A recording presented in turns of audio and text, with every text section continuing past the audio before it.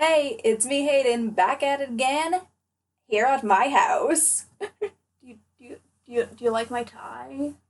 I actually had like a lot more fun doing my last video than I thought I would. So I'm just like, I I'm gonna do another one. Because that's what I wanna do. So I'm doing that now.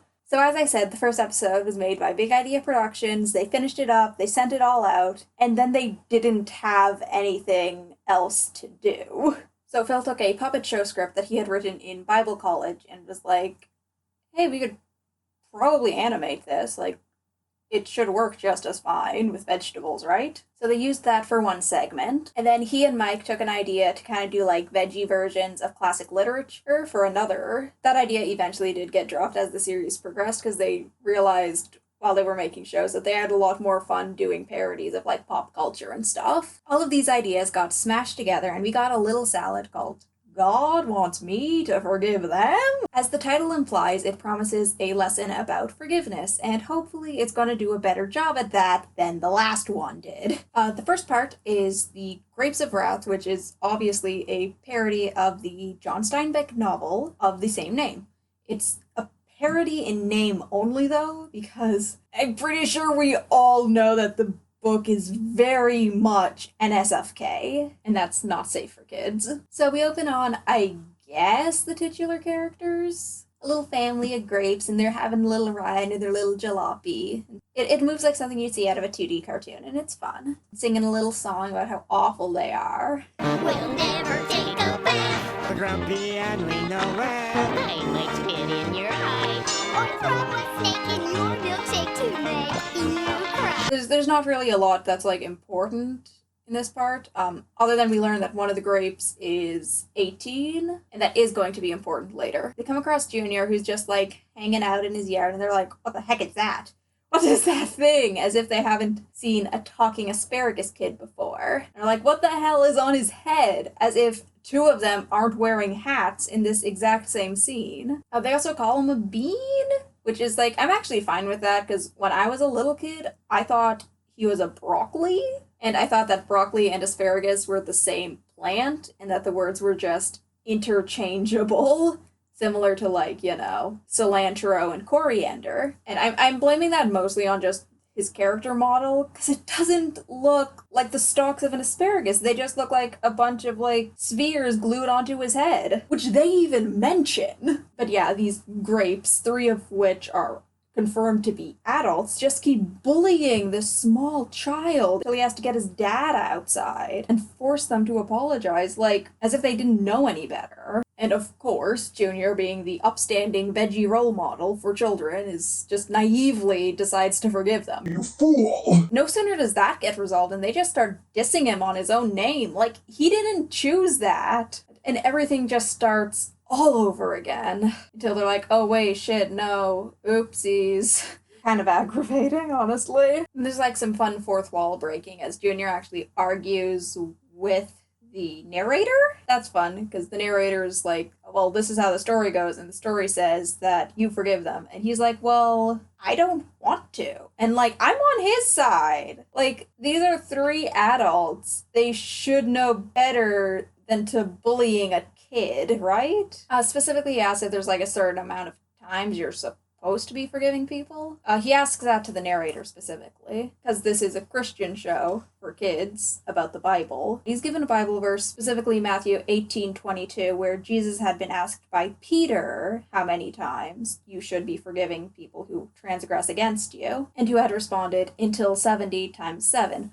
Which isn't an actual literal meaning and was more so meant as a hyperbole, that you shouldn't count how many times you forgive people, and that it should be unconditional. Regardless of the true intention of the verse, they try to figure out, well, what does 70 times 7 mean? Until Rosie, the grape with the little pigtails, she's like, oh, hey, that's 490, which is the correct answer, and that's also the only reason I actually know what that math equation is. With that out of the way, things wrap up. Junior forgives the grapes once more, with the lesson being that you should, even if people make the same mistake more than once. The grapes changed their name to the Grapes of Math, even though Rosie was the only one who's actually good at it. It seems like they're stealing all her hard work for themselves, which doesn't really seem fair to her. It seems like she's getting, like, the dead end of a bargain here. And then it just wraps up very abruptly. And our final segment is Larry's Lagoon, which is a pseudo-parody of Gilligan's Island, the 1960s sitcom. Bob and Larry have a little tour boat, and they give people little rides out on the ocean. Today they have a millionaire, his wife, and a professor. They're never given any names beyond those. They all set out on the ocean, and things are running along actually pretty smoothly until Larry takes control of the... I guess steering wheel, but he doesn't have hands, so I don't know how he does that. But he takes the helm and he starts daydreaming, eventually crashing the boat into a big thing of rocks, launching everyone on shore and sinking the boat. Everyone is understandably pissed at him, like, you had one job, dude. but he leaves, and the next mornings everyone's like, well, gee, I wonder where he could have went. As if, like, while they're wondering about that, Bob gets attacked by the professor and launched into one of the huts, completely demolishing it. And everyone's mad at everyone else, and it's like a bloodbath. Everyone's at each other's throats for like 2 seconds until they're like, you know what? It was just an accident. You know what? I guess it's fine. Or whatever. And then like, maybe we shouldn't have been so hard on Larry the night before. So with the newfound realization, they go off to look for him. I eventually find him. Everything gets resolved.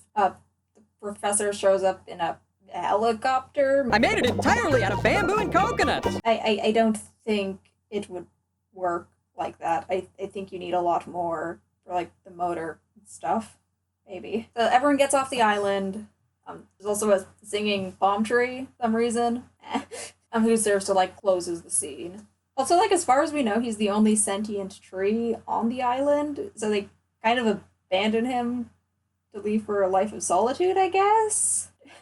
Oops. I don't know. Okay, thoughts. I think just from, like, a teaching moral lesson standpoint, this does do a lot better than the last one. Throughout all the segments, they emphasize that, like, everybody makes mistakes and nobody's perfect.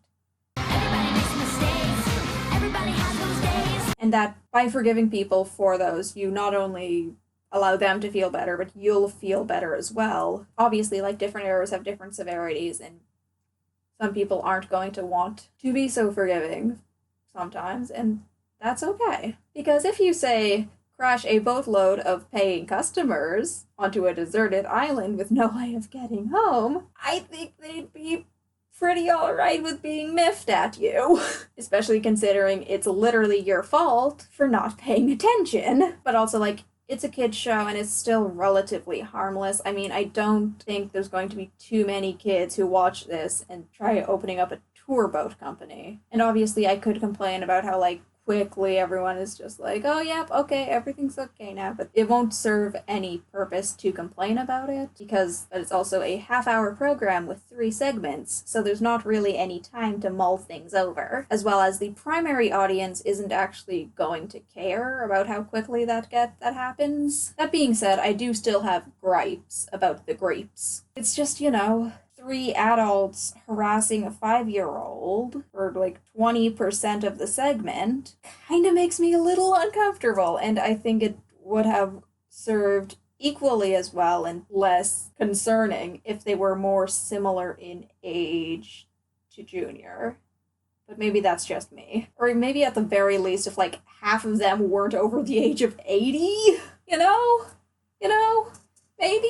But other than that, I think it's actually, like, fairly serviceable as an episode. The overall moral can still be adapted for non-Christian kids and still be fairly applicable as well. The animation is more or less pretty similar to the previous episode, although there do seem to be more animation errors. I'm not really sure why, and I don't have any insightful commentary on it. It's just something to note. But other than that, I really don't have that many gripes about it, because it's still very early in computer-generated imagery. Something to note of this episode, doesn't have an iconic silly song, because those were actually never originally meant to be a permanent thing. There was initially going to be, like, a different intermission segment for every episode, with the one in this episode being, like, kind of like a short skit infomercial type thing about a little machine that basically works like the Catholic confessional. But after the episode went out, Big Idea Productions got like letters and stuff from parents being like, hey, how come there wasn't a silly song on this episode? It's actually because of that, that's how they became a permanent thing. Speaking of interesting, the palm tree at the very end of the episode is named Pommy and is voiced by Jeff Morrow, who had done voice works for Kellogg's with